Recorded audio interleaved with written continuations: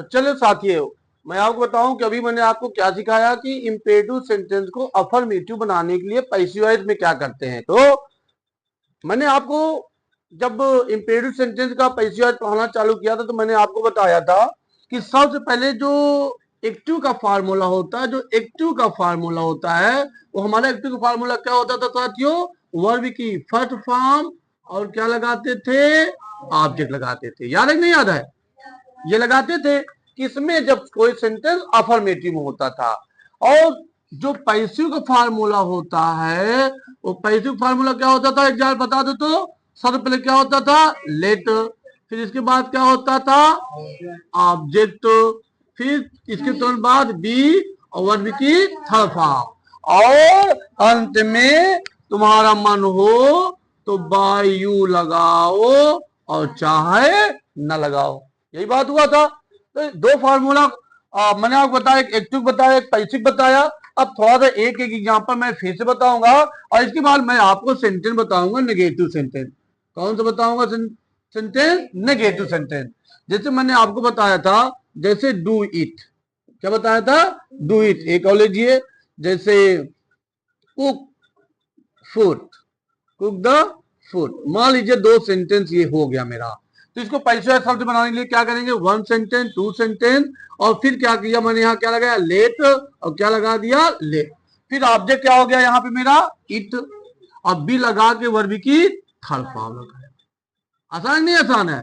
और यहाँ पे क्या हो गया, द फूड, ऑब्जेक्ट बाद क्या लगाया, बी, और वर्ब की कौन फॉर्म लगा दिया, थर्ड फॉर्म। और अंत में तुम चाहो तो बाय यू लगा भी सकते हो।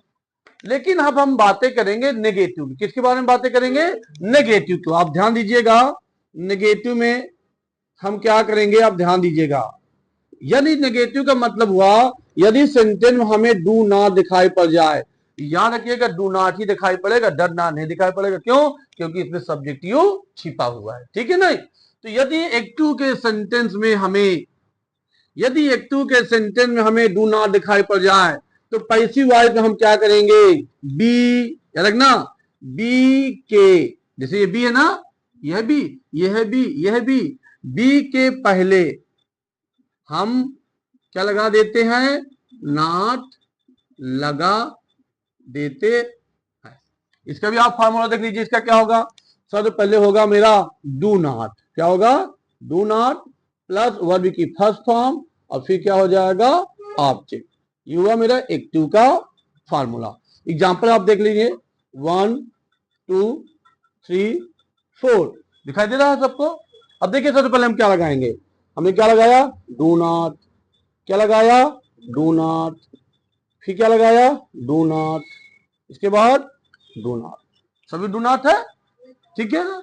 जैसे do not open the door, दरवाजा मत खोलो, do not insult the poor, गरीबों का अपमान मत करो, डू नॉट टेल अ लाई, झूठ मत बोलो, do not cook the fish, मछली मत पकाओ, किसी की जान मत लो। बहुत लोग क्या करते हैं कि बस कविता में ही पढ़े हैं कि मछली जल की और बाहर निकालोगे तो, लेकिन बाहर क्या निकालते हैं, एकदम से कहानियां खत्म कर पाते हैं। अगर पाप आए बस इसका जो है दांत जो कांटा रहता है उसको भी छोड़ते नहीं है।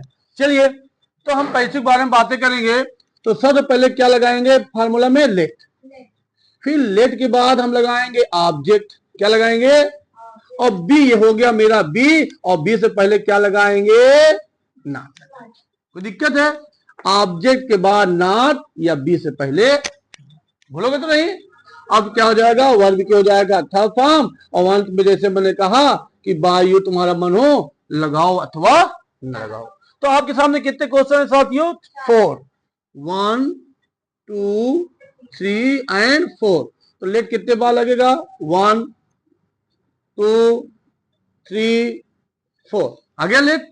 अब क्या हो गया, ये मेरा हो गया ऑब्जेक्ट, ऑब्जेक्ट, ऑब्जेक्ट और ऑब्जेक्ट, ठीक है? चलिए उतार लेते हैं। तो क्या हो जाएगा इसका, द डोर, इसमें क्या है, द पुअर, इसमें क्या है ए लाई, इसमें क्या है द फिश। ठीक है, अब कहां तक पहुंच गए आप लोग, यहां तक पहुंच गए। अब क्या लगाओगे, नॉट बी लगा दे, तो क्या हो जाएगा नॉट बी, फिर नॉट बी, इसके बाद नॉट बी, फिर नॉट बी। आप देख लीजिए फार्मूला हम कहां पहुंच गए, ये आपका फार्मूला है, आपको ध्यान रखना है फार्मूला।